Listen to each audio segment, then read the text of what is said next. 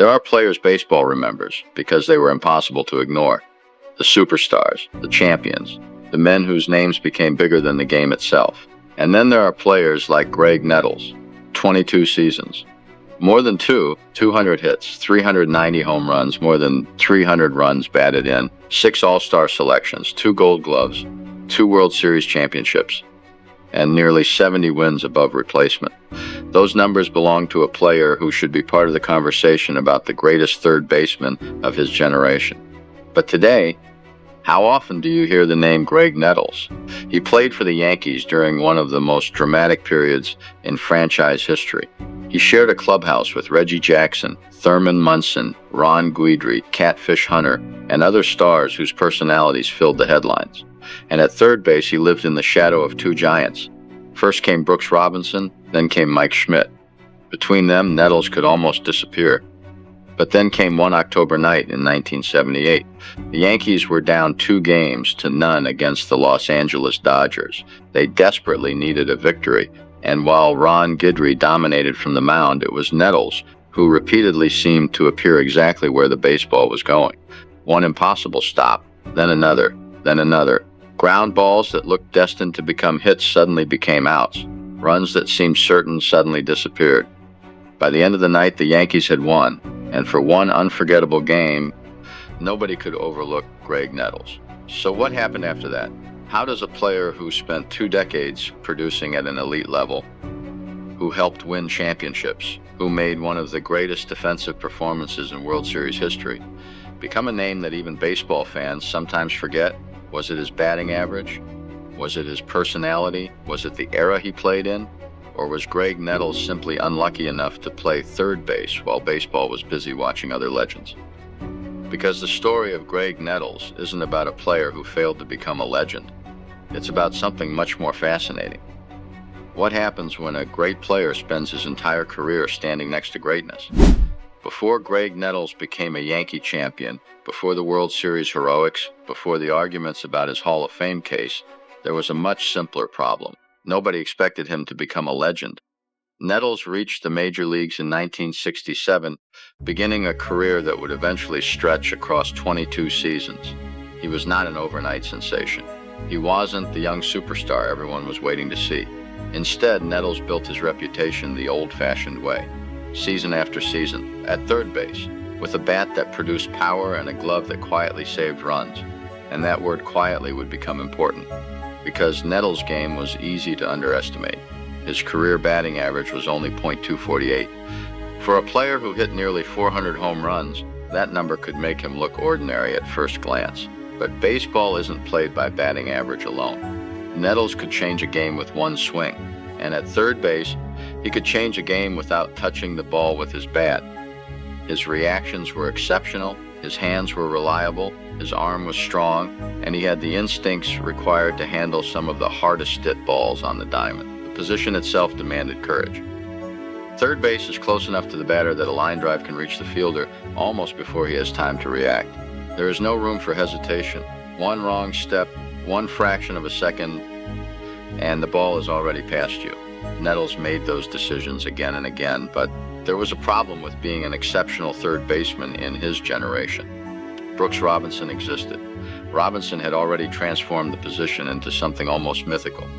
To an entire generation of baseball fans, great defense at third base meant Brooks Robinson. Every spectacular stop was compared to him. Every great third baseman had to live in his shadow. And Nettles wasn't finished dealing with that problem. Because just as Robinson's career was winding down, another extraordinary third baseman was emerging, Mike Schmidt. Suddenly, the historical conversation had another giant. Robinson had the defensive mythology. Schmidt would eventually have the power and the Hall of Fame resume. And in between them stood Graig Nettles, a player who could do almost everything extremely well without becoming the defining symbol of the position. Then Nettles arrived in New York, and that changed everything. The Yankees were becoming one of baseball's most fascinating teams. The clubhouse was filled with stars. The newspapers were everywhere. Every argument mattered. Every personality became a story. Reggie Jackson generated headlines. George Steinbrenner generated headlines. The Yankees themselves generated headlines. And somewhere in the middle of all that noise was Nettles. He didn't need to be the loudest player. He needed to produce, and he did. By the time the Yankees returned to the World Series in the late 1970s, Nettles had become one of the essential pieces of the team. Then came 1977. The Yankees won the World Series. Nettles had his first championship. But the following year would change the way people remembered him. Because in 1978, against the Dodgers, the Yankees found themselves in trouble. 2 games down, 1 loss away from a nearly impossible position. And in Game 3, the pressure moved directly to third base. The Yankees had Ron Guidry on the mound. The Dodgers had runners threatening, and suddenly every ball hit toward Graig Nettles seemed to carry the weight of the entire championship. For one night, the shadow disappeared, and baseball finally had no choice but to look directly at the man standing at third base. The Yankees had already lost the first 2 games of the 1978 World Series. Now they were home, and they could not afford to fall any further behind. Ron Guidry took the mound for New York. Guidry had been one of the most dominant pitchers in baseball that season, but even the greatest pitcher needs help. On this night, that help came from an unexpected place. Third base, Graig Nettles. The Dodgers put the ball in play, and Nettles kept getting there. A hard ground ball, Nettles moved. A sharply hit ball toward the line, Nettles reacted. Another dangerous chance, another stop. The plays were different, but the result was becoming familiar. The ball wasn't getting through. One of the most remarkable things about defensive greatness is that it can disappear from the scoreboard. A home run announces itself. A triple gets a standing ovation. But a third baseman preventing a run from scoring? Sometimes all the audience sees is another 0. That night, Nettles was turning potential runs into zeros, and those zeros mattered, because Guidry was throwing a masterpiece. The Yankees didn't need Nettles to hit 3 home runs. They needed him to make the plays that ordinary third basemen might not make, and he did, again and again and again. By the end of the night, the Yankees had defeated Los Angeles 51. Guidry had completed the game. But the story of Game 3 belonged to the man at third. Graig Nettles had produced a defensive performance so spectacular that it became one of the defining moments of his career. More importantly, it changed the World Series. The Yankees had survived. They had stopped the Dodgers from taking a commanding lead, and suddenly the championship was still within reach. New York won the next 3 games. The Yankees became World Series champions for the 2nd consecutive year, and Nettles had played one of the biggest roles in getting them there. For one night, there was no Brooks Robinson, no Mike Schmidt, no Reggie Jackson, no controversy, no debate about batting average. There was only Graig Nettles at third base, and every time the Dodgers hit the ball toward him, he seemed to already know where it was going. That is what made the performance so important to his story. It wasn't simply a collection of spectacular plays. It was proof of what Nettles had been doing for years, making difficult things look ordinary. The problem was that baseball has a strange memory. It remembers the player who hits the home run. It remembers the pitcher who throws the shutout. It remembers the superstar whose personality fills the newspaper. But defensive excellence can become invisible the moment the game ends. And Nettles' greatest weapon was often the very thing that made him easy to overlook: consistency. He wasn't producing one spectacular moment every week.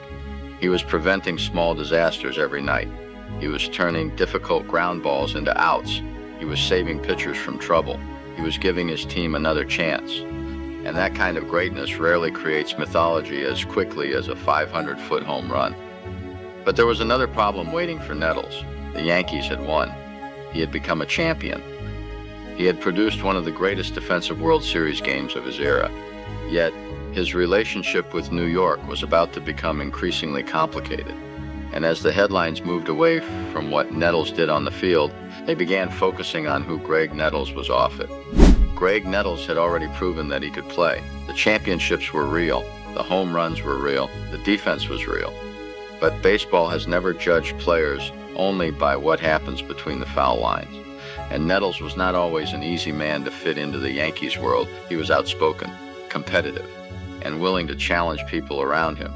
That could be an advantage on a team that demanded toughness. But in New York, where every disagreement could become a headline, it could also become a problem. Nettles eventually became Yankees captain, but his relationship with owner George Steinbrenner deteriorated. contract disputes, disagreements, tension, and eventually his departure from the organization. In 1984, Nettles was traded to the San Diego Padres, and something remarkable happened. He didn't disappear. He kept playing. He helped San Diego reach the World Series that same year. It was another reminder of what had been true throughout his career. Nettles wasn't finished just because the Yankees were finished with him. But by then, his reputation had become complicated. Some people remembered the championships. Some remembered the personality. Some remembered the controversies. And many simply remembered the batting average. That last part may have mattered more than almost anything else. A career batting average of .248 does not immediately sound like the resume of an elite player, but look deeper. Nettles hit 390 home runs. He drove in more than 300 runs. He played third base for 22 seasons. He made 6 All-Star teams. He won 2 Gold Gloves. He won 2 World Series. And modern evaluations of his career place his overall value around 68 wins above replacement. Those numbers tell a very different story. Not the story of a mediocre hitter who happened to play for the Yankees. The story of a player whose value came from the combination of power, defense, durability, and consistency. But by the time Hall of Fame voters had the opportunity to evaluate his career, the narrative had already become difficult to change. Nettles appeared on the BBWA ballot. The response was underwhelming. His highest level of support was only 3%. Then he disappeared from the ballot. And suddenly, the player who had spent 2 decades making himself useful to winning teams became much easier to overlook. This is where his story becomes almost ironic. Graig Nettles played for the Yankees during one of the most famous eras in franchise history. He won championships. He produced power. He made extraordinary defensive plays. He even became one of the central figures in one of the most memorable World Series games of the 1970s. And yet, the historical spotlight moved elsewhere. Brooks Robinson became the symbol of defensive third base. Mike Schmidt became the complete offensive and defensive superstar. The Yankees' biggest personalities became part of baseball mythology. And Nettles? He became the player between the stories. Perhaps that is why his legacy is so fascinating, because the evidence of his greatness never really disappeared. The numbers are still there. The championships are still there. The plays are still there. The 1978 World Series is still there. What disappeared was the attention. And that may be the real reason nobody remembers how great Graig Nettles was. He didn't fail to create a legacy. He created one in a baseball era so crowded with legends that his own legacy was almost impossible to see. Graig Nettles never needed to be the biggest star on the Yankees. He simply needed to make the play. For 22 seasons, he did exactly that. The numbers remain, the championships remain, and that unforgettable night in the 1978 World Series remains. What changed was the way baseball remembered him. Perhaps that is the tragedy of Nettles' legacy. He wasn't forgotten because he lacked greatness. He was forgotten because greatness surrounded him. And maybe that's why his story deserves to be told again. Because sometimes the players history overlooks are the ones worth looking back for.